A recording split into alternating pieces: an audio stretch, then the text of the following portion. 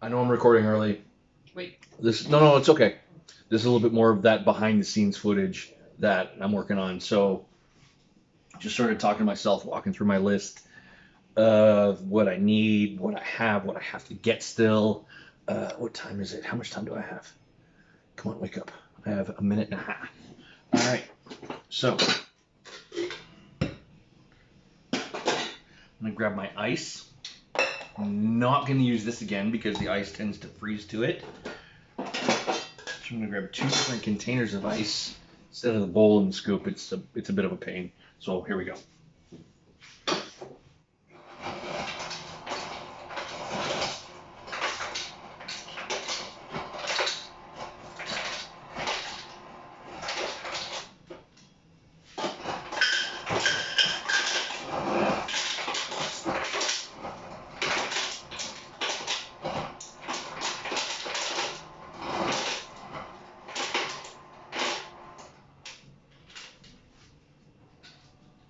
All right, there we go. We've got our ice. Hope that's enough to make the cocktails that I'm planning on making this evening. And son of a bitch, my mats moved. I hate when my mats move. All right, there we go. All right, so here we go. 5:59. Let's bring up. See, the other day I went on at 5:59 and Peyton's like, "Oh, you're early." But if I'm on at like 6 o'clock and 30 seconds, she's like, "Late."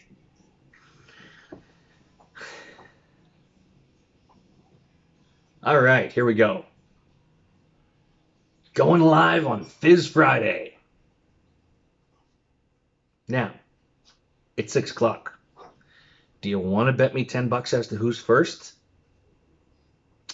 I would have won because I would have bet $10 that Peyton was first. Because Peyton's always first. Because I was, but it's cold, it's windy, it's buggy. There's all kinds of midges. It's very, very midgy out there, and don't really feel like drinking midges. Uh, Sawdust and Sass, thanks for joining from Calgary. I miss Calgary. You guys have a beautiful city.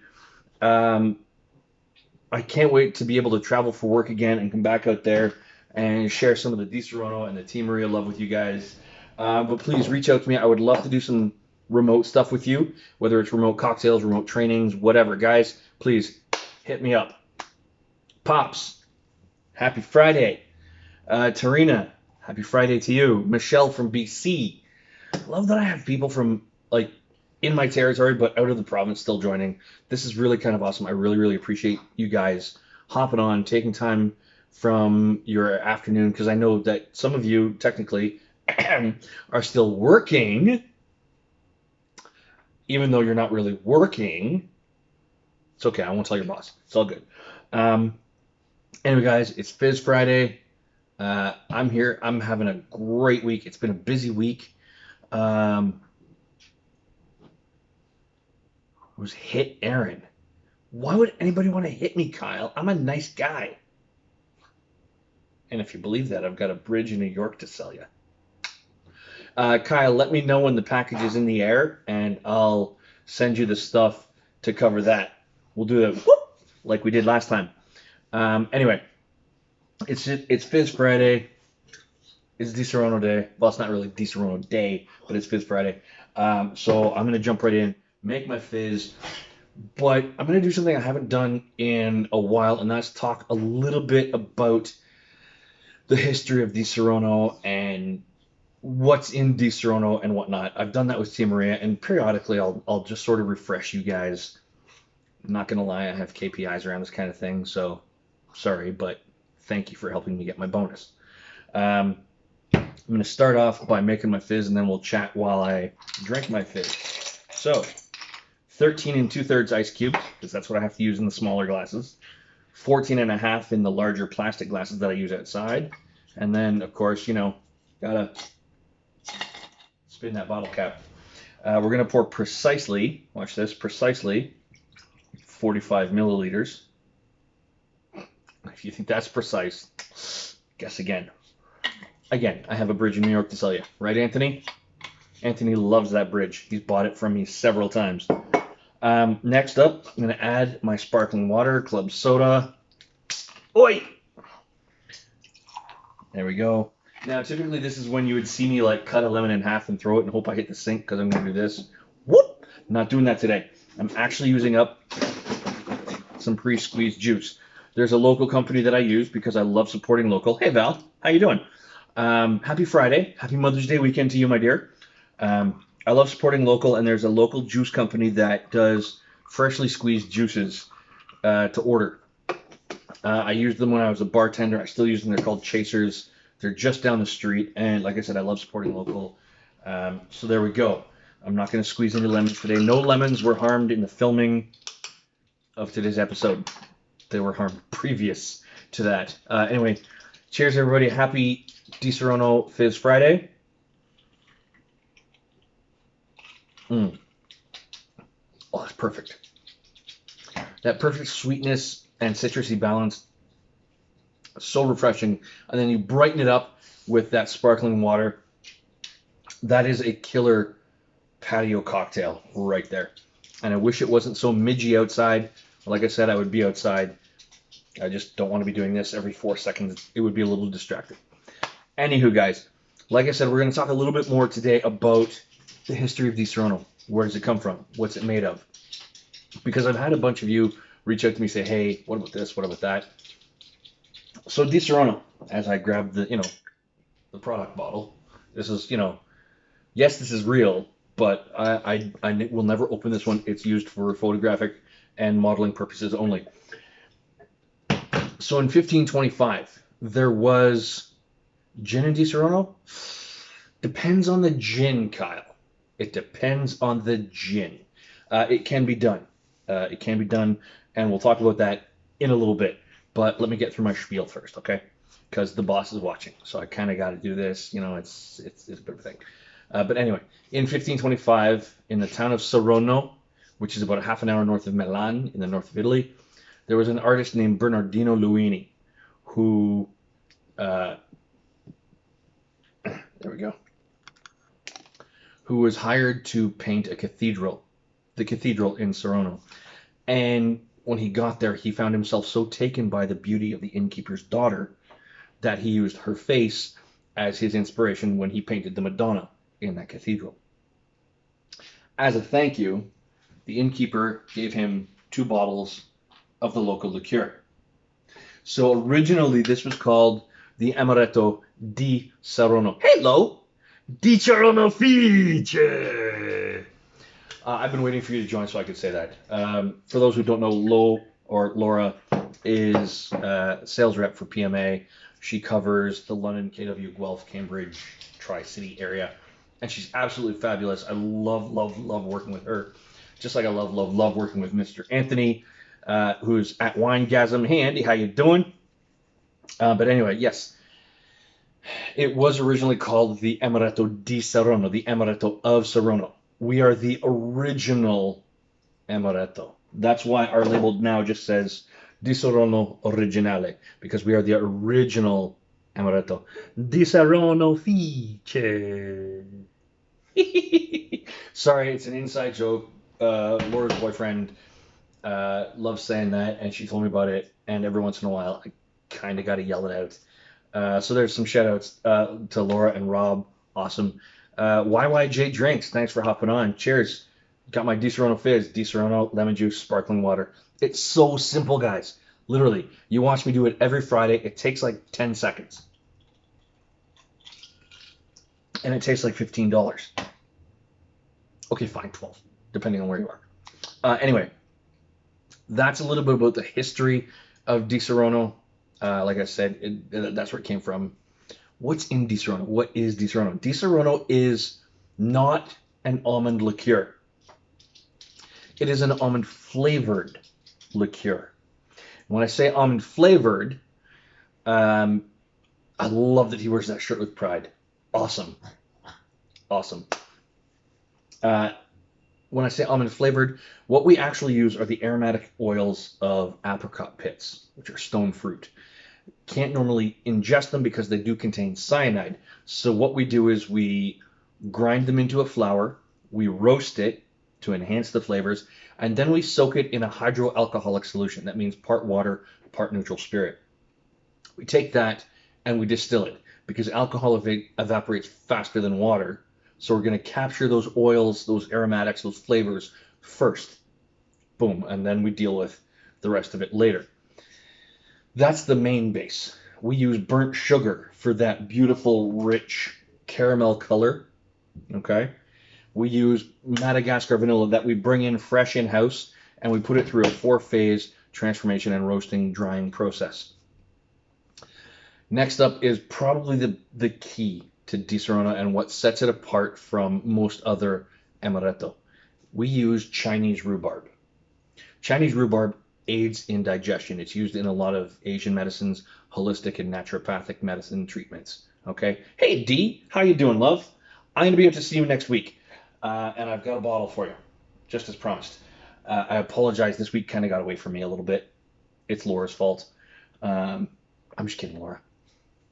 Anyway, when I talk about Chinese rhubarb, it's not just rhubarb from China. It's an actual different strain of rhubarb, which is quite tasty. It's bitter, just like rhubarb is.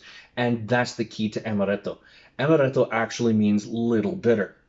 And I've talked about this before in previous episodes where I talk about amaro or amari, plural, that those are what we call potable bitters.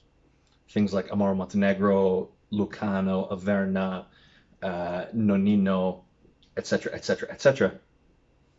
Those Amaro are great for digestion, and I'm not going to lie, guys. Whenever I've either overeaten, which never happens, or if I'm getting any sort of gastrointestinal distress, I'll take some Amaro Montenegro as my go-to. I'll sip on that. It's better than flat ginger ale if your tummy's bugging you. Not gonna lie. A little bit of Amaro Montenegro on ice or with a splash of water. Sip that. 10 minutes later, your stomach is gonna be right as rain, and you're gonna be good to go again. Anyway, take your Amaros. Those are bitter. Those are potable bitters, as opposed to aromatic bitters like Angostura, Peychaud's, or the Baskins Robbins of flavored bitters that are out there by Bittered Sling and Scrappies and Flinks Drinks and any other rainbow of entities of bitters producers. That's the difference with bitters. Amaretto is a little bitter, and we get that with Disaronno because of that Chinese rhubarb. Boom, that's key. When you taste other amaretto, you're not going to get that note. And when I say that note, you're going to get a bit of a tang back here at the hinges of the jaw, on either side of my favorite word in the English language, the uvula. It's not really my favorite word, but it's fun to say uvula. Boom, you're going to get that. You're going to get that little bit of a bitter note, a tang back there, and that's what makes Disaronno the original amaretto. Where's my water? Whew. A lot of words in 13 minutes. And if you think that's actually water, let's talk about that bridge again. All right, now we're coming into spring/summer, even though it doesn't really feel like that in Ontario because we're all locked down. We're told to stay at home, can't be outside, you can't go golfing, you can't go to the park, you can't play basketball, blah, blah, blah, blah, blah, blah, blah, blah, blah, blah. So I'm jealous of those of you outside the province that are allowed to actually, have a life outside your four walls. A bit of a Marcel moment there for you. But coming into that season, we still want to talk about spring and summer style cocktails. What are you going to drink when you're sitting in your backyard, when you're sitting on your patio or your balcony, your terrace, terrazzo, whatever. Right, chef? Thanks for joining, Marco. Good to see you, buddy. I'm going to go to a favorite of mine. It's the Mule. You know the Moscow Mule, vodka, lime, ginger beer. The Kentucky Mule, where's the bottle? Bourbon, lime, ginger beer, etc., etc., etc. There's countless variations. I'm going with the Disaronno Mule. And if you want one of these mugs, these gorgeous stainless steel, matte black Disaronno Mule mugs, hit me up and I'll hook you up. All right, so I've got my ice, and this is that simple. Notice I have no shakers. I have no shame. Most of you know that, though. All right, I'm gonna grab my Di Serono. We're gonna start with Di Serono. Got to do it every time, right? You got to spin the bottle cap. I'm gonna pour in an ounce, ounce and a half of Di Serono. All right, there we go. Hey, Chris, how you doing, love? Happy Fizz Friday. I'm gonna add a splash of lime juice, and again, I'm using some of that pre-squeezed. This is not that concentrate stuff you buy in store. This is actually done from fresh juice, from fresh fruit. There we go, just a little splash. Boom. And I order it the day before any event so that people can get the freshest juice possible without having to actually try and ship citrus. Because if it goes bad in transit, believe me, guys, a moldy lemon is not something you want to smell when you open up a box. It's not good. All right. Next, I am actually going to add a splash of vodka. I'm going to use my Luxusova today instead of Vibrova because I don't want those rye spice notes because the ginger beer is going to provide that. I want to use a nice round soft vodka. So I'm going to use Canada's #1 selling potato vodka, Luxusova Polish potato vodka. Boom. 8 pounds of potatoes were harmed in the making of this bottle. Next up, I've got my ginger beer. Now, ginger beer can be a bit of a contentious ingredient among people both in and out of the industry. Some ginger beers tend to be overly aggressive with that ginger note. And there's a couple brands out there I'm not going to name that I find just like that. Overpowering so that all you taste is that ginger spice. It burns your palate. You can't enjoy the rest of the cocktail. So, I've experimented with a few, and my favorite I've landed on is Fever Tree. These guys make seriously good quality products. All of their tonics, like their elderflower tonic, their aromatic tonic that I use in my Tia and tonics on Tia Tuesdays, their smoked ginger ale, their orange ginger ale. They've got a new pink grapefruit out that I'm dying to try. They just make really good product. So this ginger beer has a lot of those great ginger aromatic flavors without being overpowering, which is why I like them. All right. So I've got my mule essentially ready to go. So, and I know typically in a mule you would use crushed ice, blah, blah, blah. Guess what? I'm not going to go there. Next up, I'm going to grab some mint. And so if you guys don't know about this, this is a really handy thing. It's called an herb keeper or an herb saver, whatever. I can't remember the proper name. It keeps your herbs fresh for longer. It's like a Tupperware container for herbs. All right, so I've got my mint. Nice couple lovely sprigs right here. What I'm going to do is I'm going to gently tap it on the back of my hand. That's just going to wake up those oils.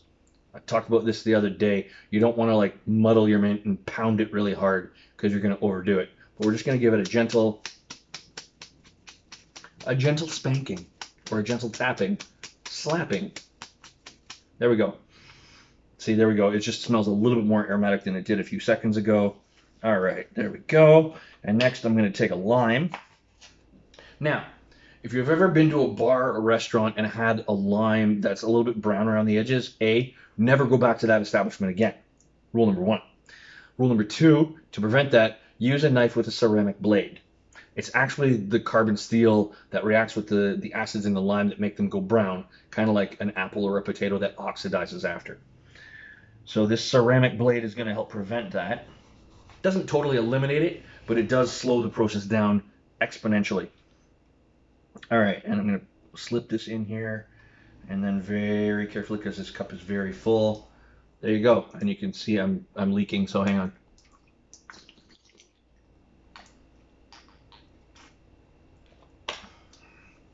And I lost my garnish, but it was worth it. So there we go. The Di Serono Mule. Di Serono vodka, lime, ginger beer. Absolutely fantastic. It's a delicious cocktail. It's a gorgeous mug. I'll say this though, if I give you one, don't put it in the dishwasher. It's not dishwasher friendly. Mr. Prohaska, hang on a second. Zach is here. And if Zach is here, that means I need to, show off some skills. So here you go, Zach. This is for you. Boom. Bar flare. Zach is actually one of the best bar flare guys I've ever seen in the business. You know what? Let's grab a wine bottle and do it too. See what we can do. Whoop.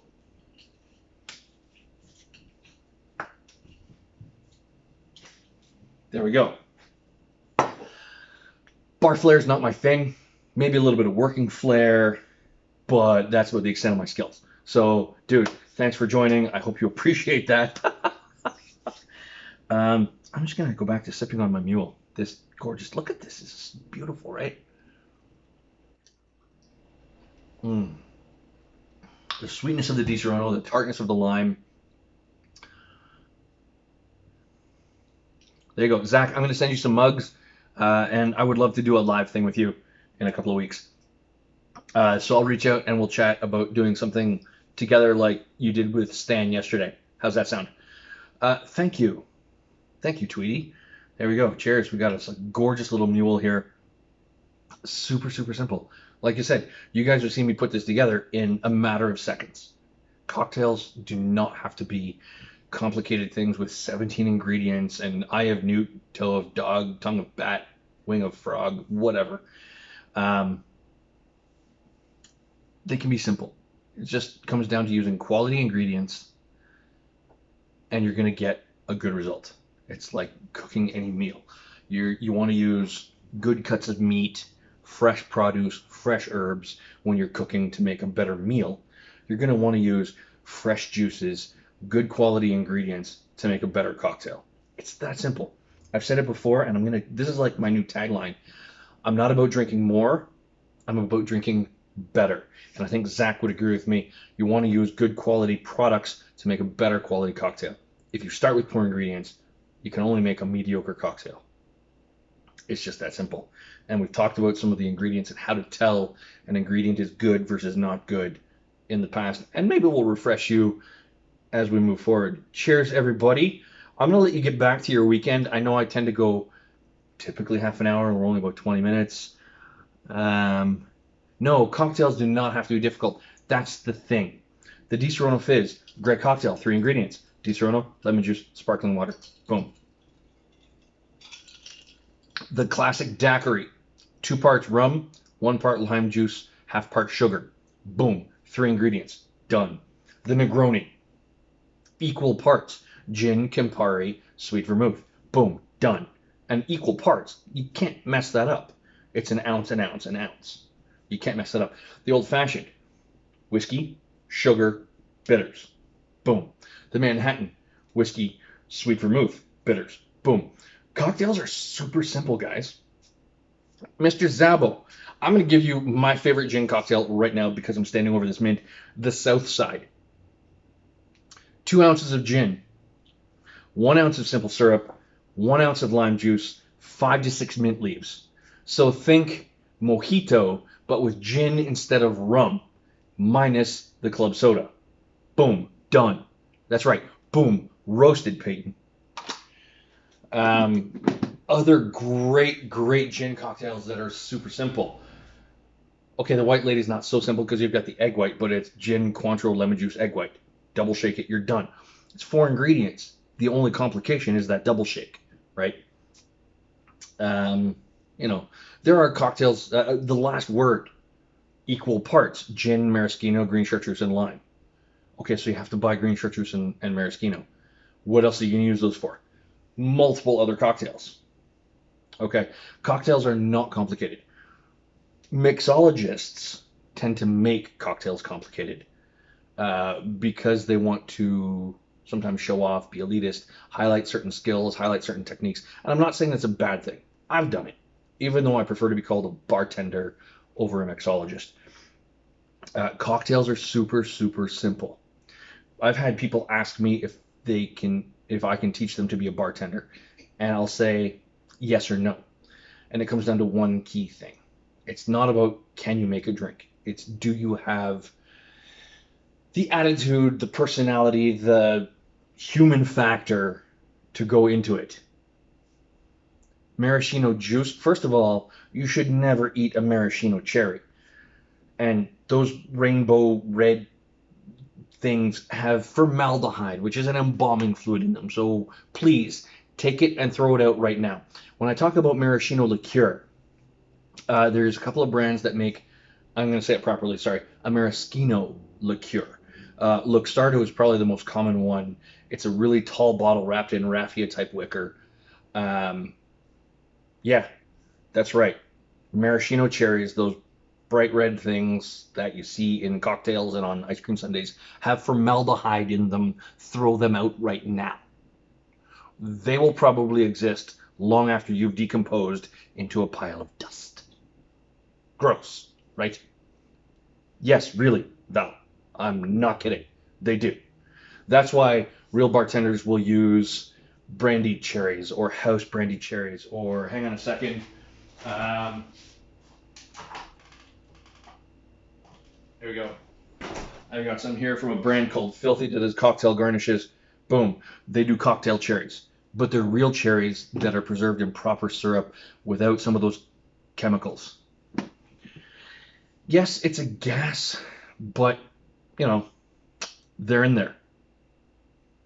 Yeah, what's in those cherries is gross. Val, don't let your kids eat them anymore. I know they're pretty on ice cream sundaes and they look cool in a cocktail.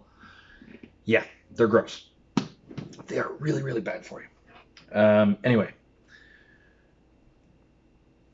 not to be a prophet of doom and gloom, I do apologize to all of you for that. I just want to say it's about drinking better. It's about using good ingredients, proper ingredients.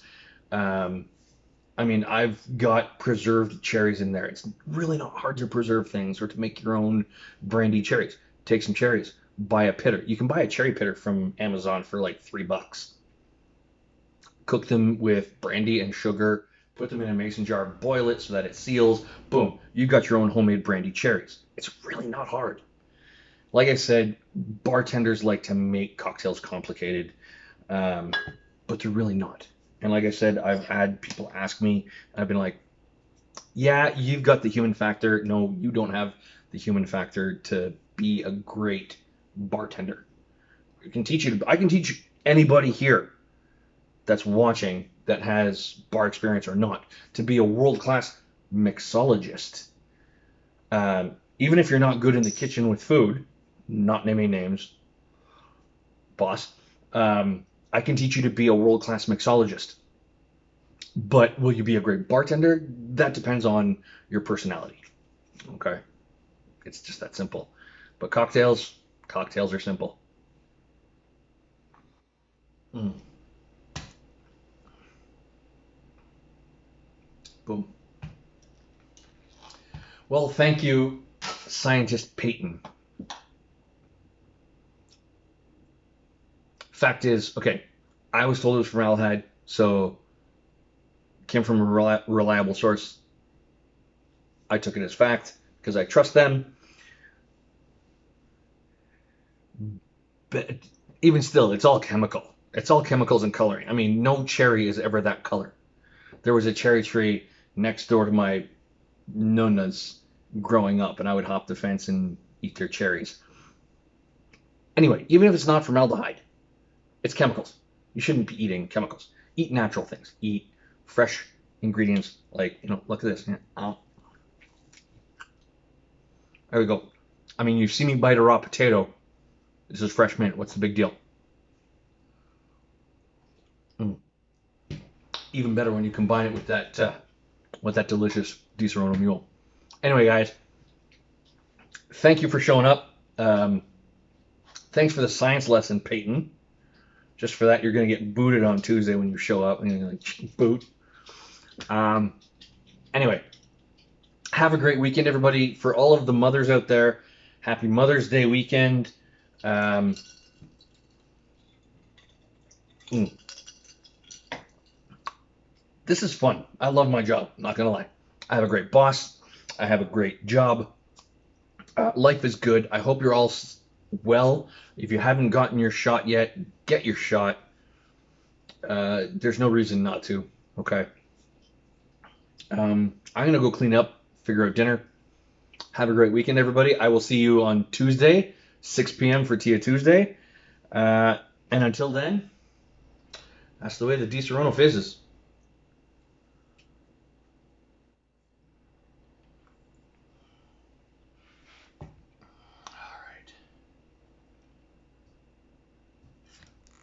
All right. Well, that mint was aggressive.